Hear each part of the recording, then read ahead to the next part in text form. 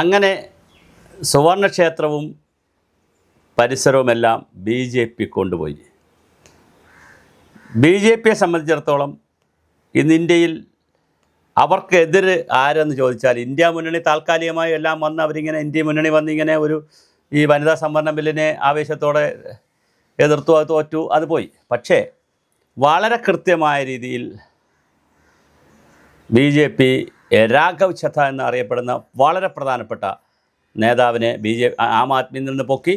അതിലൂടെ 7 എം പിമാരാണ്, ഒരു വനിതാ എം പി അടക്കം 7 എം പിമാരാണ് രാജിവെച്ചിരിക്കുന്നത്. ആകപ്പാടെ 10 എം പിമാരാണ് ആം ആദ്മിക്ക് ഉള്ളത് പഞ്ചാബിൽ. 3 പേര് കൂടി രാജിവെക്കാൻ തീരുമാനിച്ചിരിക്കുകയാണ്. അപ്പോൾ അങ്ങനെ രാജിവെച്ച് വരുമ്പോൾ 10 എം പിമാരും ആം ആദ്മി പാർട്ടിയുടെ 10 എം പിമാരും പോകുന്നതോടുകൂടി ബി ജെ പിക്ക് ഏറ്റവും വലിയൊരു തടസ്സമായി നിന്നത്, ബി ജെ പി 2027 ഫെബ്രുവരിയിൽ നടക്കുന്ന പഞ്ചാബിൽ നടക്കുന്ന തെരഞ്ഞെടുപ്പിൽ, എപ്പോഴും തെരഞ്ഞെടുപ്പാണ്, 6 മാസം 3 മാസം കൂടുമ്പോൾ ഇവിടെ തെരഞ്ഞെടുപ്പ് വരും. ഏതെങ്കിലുമൊക്കെ സ്റ്റേറ്റിൽ 27 ഇനി യു പിയിൽ തെരഞ്ഞെടുപ്പ് വരും, പഞ്ചാബിൽ തെരഞ്ഞെടുപ്പ് വരും. അപ്പോൾ ഈ പഞ്ചാബ് തെരഞ്ഞെടുപ്പിൽ, ഫെബ്രുവരിയിലെ പഞ്ചാബ് തെരഞ്ഞെടുപ്പിൽ വളരെ രസകരമായിട്ടുള്ള ഒരു ഇക്വേഷനാണ് നടക്കാൻ പോകുന്നത്.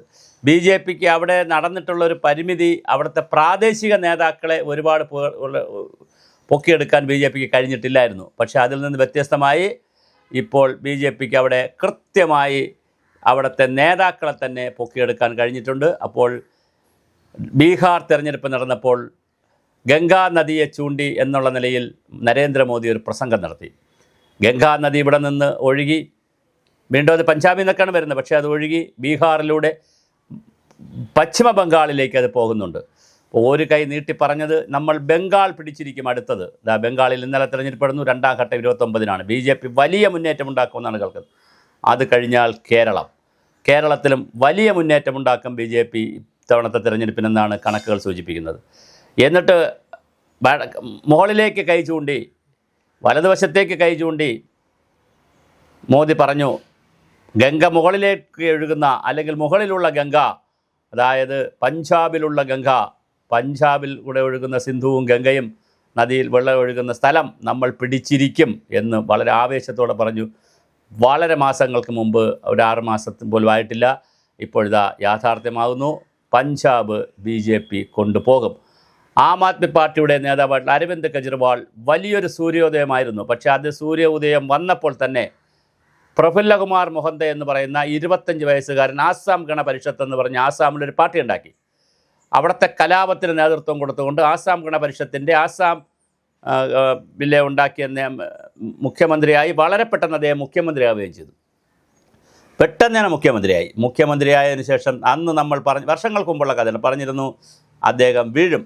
പക്ഷേ അദ്ദേഹം അതുപോലെ വീണു. ഇന്ന് പ്രഫുല്ലകുമാർ മൊഹന്ത ആസാം രാഷ്ട്രീയത്തിൽ ഒന്നുമേ അല്ല, ജീവിച്ചിരിപ്പുണ്ടോ എന്ന് പോലും അറിയില്ല. അത്തരത്തിൽ അദ്ദേഹം അവിടെ നിന്ന് ഒഴിഞ്ഞു. അതേസമയം അരവിന്ദ് കെജ്രിവാൾ അണ്ണാ ഹസാരെയുടെയും അതുപോലെ ഉള്ള ആളുകളുടെയും ഒക്കെ ഒരു കെയർ ഓഫിൽ ഡൽഹിയിൽ കയറി വന്ന് അവിടുത്തെ ഒരു പെൺകുട്ടിയുടെ മരണവുമായി ബന്ധപ്പെടുത്തി, ബസ്സിലെ മരണവുമായി ബന്ധപ്പെടുത്തി, നിർഭയയുടെ മരണവുമായി ബന്ധപ്പെടുത്തി, പിന്നെ അവിടെ ഇലക്ട്രിസിറ്റി ചാർജും വെള്ളത്തിൻ്റെ ചാർജുമൊക്കെ ഡൽഹി ഗവൺമെൻറ് പെട്ടെന്ന് കൂട്ടിയപ്പോൾ അതിൻ്റെ പ്രതിഷേധമൊക്കെ ആയിക്കൊണ്ട് വലിയ വാഗ്ദാനങ്ങളൊക്കെ കൊടുത്തുകൊണ്ട് ഫ്രീ കറണ്ട് കൊടുക്കും, 200 യൂണിറ്റ് വരെ ഫ്രീ കറണ്ട്, വെള്ളം ഫ്രീ, ആക്സിഡൻറ്റ് പറ്റിയാൽ ആശുപത്രിയിൽ ചികിത്സ ഫ്രീ, ഇങ്ങനെ ഒരുപാട് ഫ്രീ ഒക്കെ വാഗ്ദാനം ചെയ്തുകൊണ്ടാണ് അരവിന്ദ് കെജ്രിവാൾ വന്നത്. പക്ഷേ ഒരു മദ്യ കേസിൽ പെട്ടുപോയി ജയിലിലും കിടന്നു കുറച്ചു കാലം. 2 നേതാക്കൾ ജയിലിൽ കിടന്നു. കെജ്രിവാളിൻ്റെ കൂടെ മറ്റൊരു നേതാവും ജയിലിൽ കിടന്നു. അതിനുശേഷം കെജ്രിവാൾ ഒരു ബി ജെ പിയോട് വലിയ തുറന്ന യുദ്ധത്തിനൊന്നും പോയില്ല, ഇന്ത്യ മുന്നണിയിലും പോയില്ല, ഒരു സ്വതന്ത്രമായിട്ട് അങ്ങനെ നിന്നു. ഉള്ളത് മതി എന്നുള്ള രീതിയിൽ പഞ്ചാബിൽ കിട്ടിയപ്പോൾ അവർക്ക് ഹരിയാന കിട്ടും. ഇത് ആം ആദ്മി പാർട്ടി ഇന്ത്യയിൽ ഏറ്റവും വലിയ പ്രതിപക്ഷ പാർട്ടിയായി അരവിന്ദ് കെജ്രിവാൾ വരുന്നു എന്നുള്ള നിലയിൽ കേരളത്തിലൊക്കെ വലിയ ഹൈപ്പാണ് ഉണ്ടായത്. എല്ലാം മെഴുകുതിരിയിലെ നുറുങ്ങ് വെട്ടം പോലെ, മിന്നാമിനുങ്ങിൻ്റെ വെട്ടം പോലെ എല്ലാം അസ്തമിക്കുന്നു. പഞ്ചാബിൽ 10ഓളം പേരാണ് പോയിരിക്കുന്നത്. ഇനി അവിടെ വലിയ മാറ്റമുണ്ടാക്കാൻ ബി ജെ പി തയ്യാറെടുക്കുന്നു. എന്താണ് നടക്കുകയെന്നറിയില്ല. വലിയ ക്ഷീണമാണ് ബി ജെ പിക്ക് പഞ്ചാബിലുണ്ടായിരിക്കുന്നത്. പ്രധാന പ്രശ്നമെന്ന് പറഞ്ഞാൽ അടുത്തൊരു 6-7 മാസങ്ങൾക്കുള്ളിൽ, 8-9 മാസങ്ങൾക്ക് മുമ്പിൽ പഞ്ചാബിൽ തിരഞ്ഞെടുപ്പ് വരികയാണ്. ആ തിരഞ്ഞെടുപ്പ് മുമ്പ് 67ഓളം MLA-മാർ ബി ജെ പിയിലേക്ക് മാറാനായി തയ്യാറെടുത്ത് നിൽക്കുന്നുവെന്നും ഒരു വാർത്ത വരുന്നുണ്ട്.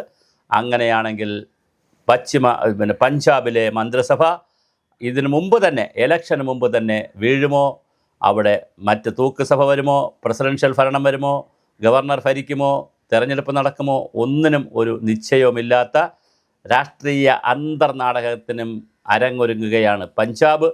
അങ്ങനെയൊന്നും ഇല്ലാതിരുന്ന സ്ഥലമാണ്. സ്ഥിരമായി അവിടെ കോൺഗ്രസ് ജയിച്ചിരുന്നു. അത് കഴിഞ്ഞാൽ അവിടെ ആം ആദ്മി പാർട്ടി ജയിച്ചു. പക്ഷേ അത് രണ്ടിനെയും വെട്ടിക്കൊണ്ട് ഇപ്പോൾ ആദ്യം ആം ആദ്മി വന്നു, ഇപ്പോഴിതാ BJP വരുന്നു. BJPയുടെ ലൈൻ അത് തന്നെയാണ്. ആദ്യം പിന്നെ ബംഗാളിൽ കോൺഗ്രസ് തളർന്നു, അവിടെ മമതാ ബാനർജി വളർന്നു, മമതാ ബാനർജി വെട്ടി BJP കയറുന്നു. ഇതൊരു വല്ലാത്ത തന്ത്രമാണ്.